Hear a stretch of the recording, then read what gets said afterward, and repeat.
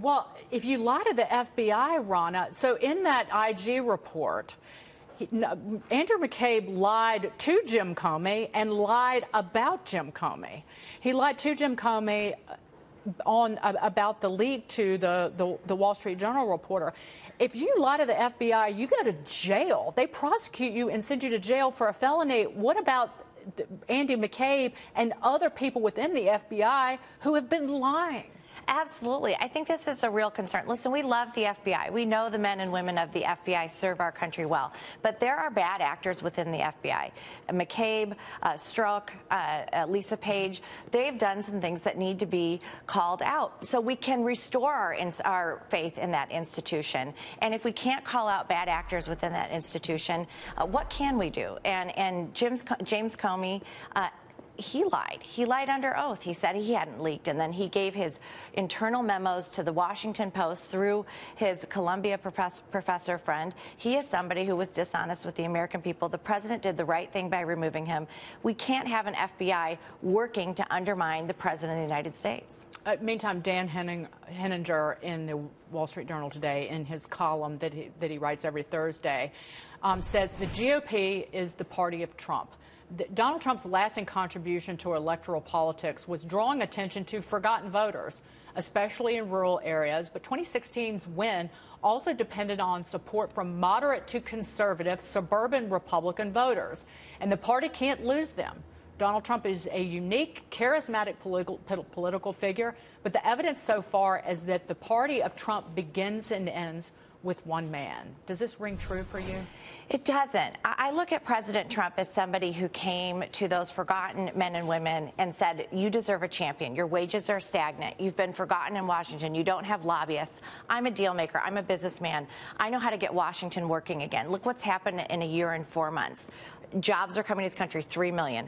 Record unemployment for the Hispanic and African-American communities. Women unemployment down 18 to the lowest in 18 years. And then you look at our military being funded. ISIS on the run. He's a bold leader. He likes to see results. He's a change agent in Washington. And he appealed to a different base than what the Republican Party has normally appealed to. But in terms of keeping the majority, particularly in the House, with the midterms coming up, you've got to run, the Republicans have to run better candidates than the man who ran against, say, Conor Lamb, or that was, who won the Alabama Senate race. I'll point to there's a Reuters story out that the Democrats have a $10.5 million fundraising advantage over the Republicans in the 25 most competitive House races. Even Paul Ryan, he's leaving. He's been a great fundraiser for the Republicans, raising $54 million so far, but now that he's told the American people, I'm out the door, how does that money part? So Paul will continue to be an excellent fundraiser. He hasn't left, and he's going to continue focusing on keeping the majorities. The RNC has doubled the DNC in fundraising. We have $42 million cash on hand. We're in 25 states. We build the infrastructure. We determine who the likely voters are, the persuadable. A lot of things the candidates don't have the bandwidth to do. We are confident in what we've set up for these midterm elections. The candidates do matter. That is a fair point. Candidates matter. We always focus on the RNC, you being the chairwoman versus the DNC, but at the ground level, there is incredible enthusiasm by the Democrats for the candidates out there, and there is strong individual fundraising. Steve Forbes, and I'm going to quote him because I asked him this before he left the set, he thinks that the Republicans need to do something between now and the midterms, propose a new tax cut, an additional tax cut, and he said, you need to do something on health care because people are going to find out about their premium increases right before the midterms in November. I think that's fair. I mean, Congress can't stop working, and we can't stop working on the behalf of the American people. Listen, let's look at in the Democrat accomplishment column. Nothing. Obstruct, resist. We've put together the best tax cut. People are getting more money in their paychecks. They're feeling better, but they want to see us continue to work on their behalf. I will say, though, we have a fundraising advantage over the Democrat Party with the DNC. We are laying the groundwork for these midterms, and look at our candidates in these Senate races where these Democrat incumbents are, in Missouri, in Indiana, in Florida with Governor Scott, all across the country. We have opportunities to pick up seats.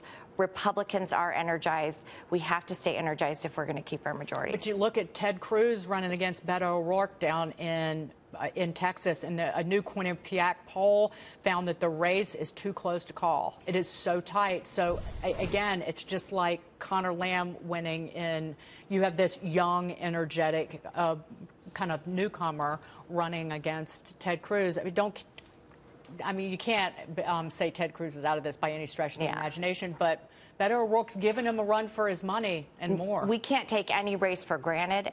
It's going to be all determined by how many voters show up. We need Republicans to show up. I wouldn't count Ted Cruz out. He did double Beto O'Rourke in those primary votes. He got 1.5 million or something around that number of votes in that primary, doubling Beto's number. And I think as Texans get to know Beto O'Rourke and his record, they're going to return to Ted Cruz. But we're going to keep working in every single state across this country. We have good candidates. We have to keep our majorities, because look what we lose if we don't. Those tax cuts will come back. People will see their paychecks not increase. They're going to see more money going to the government. So these are things that Americans are going to fight for. Democrats are going to tax them more and bring less jobs to this country. Yeah, I love how the Democrats now are so worried about the national debt. Oh, That's comedy. Yeah. That's funnier than what you see on late night TV. Thank you. Thank Ronna, you. it was great to see you. Thanks for Ronna having me. Romney McDaniel.